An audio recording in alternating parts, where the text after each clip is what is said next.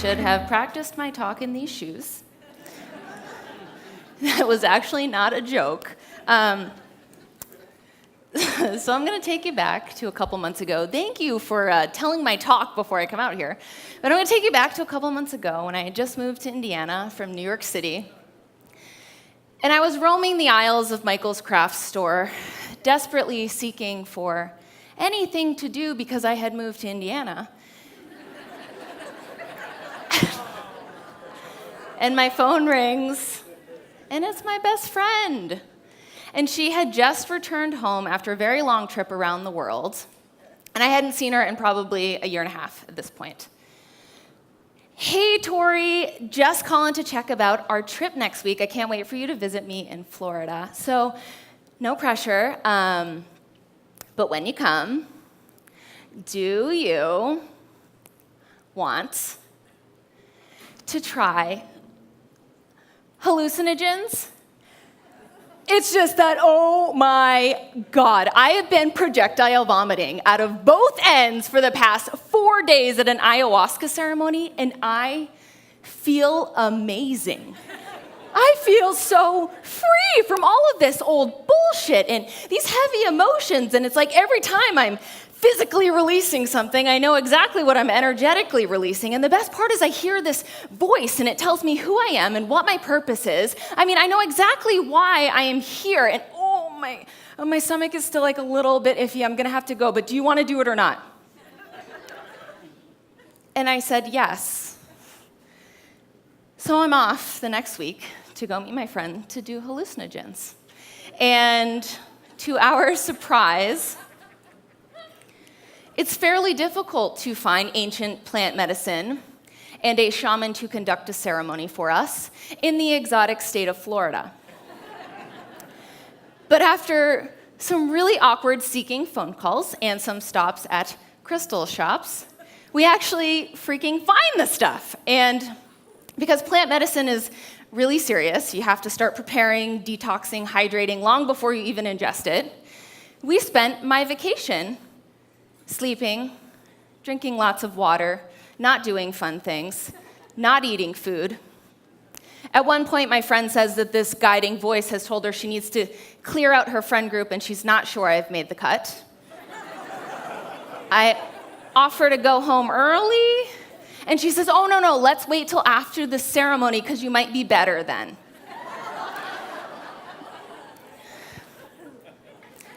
So it's the day of the ceremony, and the shaman texts us early in the morning, canceling, because he lied to his wife, and the energy wouldn't be right, because shamans are human too. As you can imagine, we were a little bit upset by this. This is what's now supposed to happen. I want my life's purpose and my guiding voice today, on this hot and hungry Saturday morning. So in attempts to stay on theme, we decide that maybe we should meditate and really just calm down and try to now accept what is. So we take a blanket to a park and we lay it under this big, gorgeous tree in the shade, and the wind is blowing and the leaves are rustling, and because we both are just frickin' drained at this point, we easily drift off to somewhere else. And in my silence, I hear a voice, but it sounds a lot like my own voice. And it says, hey, T, you know that voice you're always listening to hear? This is it, because everything you need is already within you. Except for food. You need to put that into the body. And you're so grouchy right now because you're hungry. Eat something, you ding-dong. And with that, I fell asleep. And so I wake up a couple hours, later, and I look over and my friend is smiling and journaling and looking at me. And this is suspicious because the day previous, she suggested I leave the state. So I said, did you have a good meditation? And she said, yeah. I'm always praying that you're somewhere in the world with me, and now you're here, and this is all I want. So why do I tell you this story? The most detrimental thing we can do on our path to our life's purpose is demand that it show its face, because fear doesn't get you anywhere, right? There's no booming God voice unless I hear there's plant medicine and you find an honorable shaman.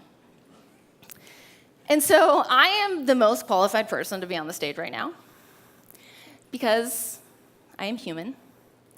And my contents include a body machine that malfunctions sometimes and we're not even close to fully understanding. And my contents also include a soul or a divine spark or whatever you call it that we also aren't even close to fully understanding.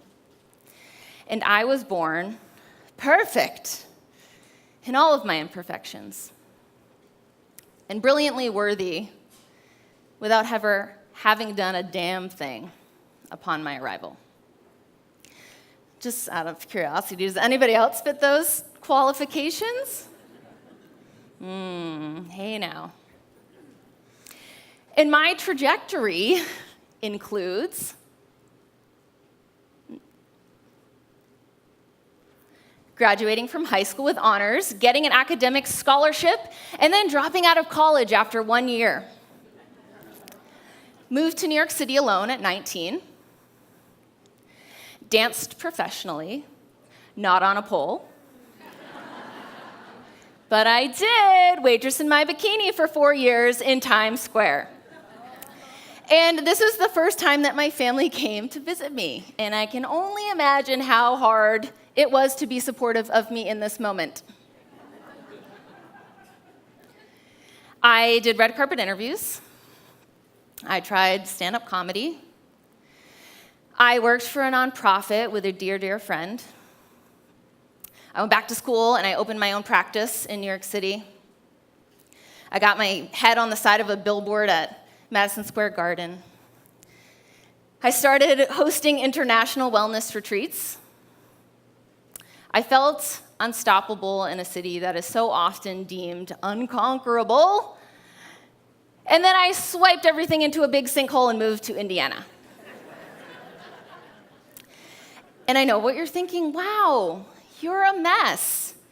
But I wouldn't change a thing because I accidentally followed my 3 free steps to your life's purpose. And step 1 is follow your joy. Follow your joy because when you are joyful, you are electric. Whether within the confines of your current reality or whether you swipe the slate clean and start anew, when you are joyful, you are electric. I want you to think of the last time that you were truly filled with happiness. I'm going to guarantee that you are present, that you are creative, that you are confident, that you're in the flow. And in that space, that is where all of the BS can fall away, and you can hear your own personal voice, your own guidance system. Number 2, jump in with both feet. So number 1 does not work if you don't do number 2. You have to be all in. But what's going to happen is you're either going to go in the right direction, and you're going to have so much momentum because you're going forward with enthusiasm, with courage, with integrity, and you're going to learn so much in that process. Or you're going to go in the really, really wrong direction. But because you have so much momentum from that enthusiasm, courage, and integrity, you're going to learn really quickly that you're going the wrong direction. And within what we don't want, we get to learn what we do want. It's just as valuable. And then 3, be honest. If you're going to be honest with anybody, you might as well be honest with yourself, right? Be honest about whether you're doing the same thing because you're too scared to pick a different path or you're too scared to change how you think about your current path. And then you just repeat infinitely forever until you die. And so, if I didn't drop out of college and decide that dance and performance brought me joy, I wouldn't have ended up in New York City. And if I didn't end up in New York City, I wouldn't have tried stand-up comedy in an attempt to overcome my fear of being visible. And if I didn't vow to play bigger, I wouldn't have worked at the New York City Children's Hospital, which wouldn't have guided me to philanthropy, working with a best friend on a nonprofit changing the world, which wouldn't have encouraged me to write and publish my own children's books, which wouldn't have pushed me to go back to school to become an expert on our contents and loving this thing, which wouldn't have allowed me to do that for myself, overcoming a decade-long eating disorder, a really big people-pleasing problem, and a couple other hairy things, which wouldn't have given me the space to be bold, to be joyful, to be charismatic, to be loving, which wouldn't have allowed me to confidently leave New York City and follow love to Indiana. Well, everyone's looking at you.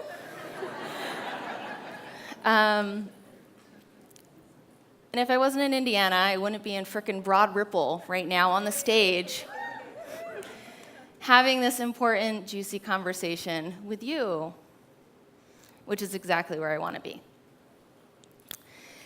And really, the magic of this all is, what if this is life's purpose, right? To listen, to go with the flow, to allow, to receive, to love ourselves until we become so strong that we can overflow into the lives of those who need it most, without seeing their flaws, their differences, their fear, which many times looks like judgment, criticism, violence, hatred towards you. But we can only share what we already have, so we have to start here. And the more enthusiastically and the more fully we love this thing, the sooner we can stand up and we can love up for other body machines living in other realities. And all of a sudden, we've started a revolution, and damn, I can't think of anything more purposeful than that. Thank you.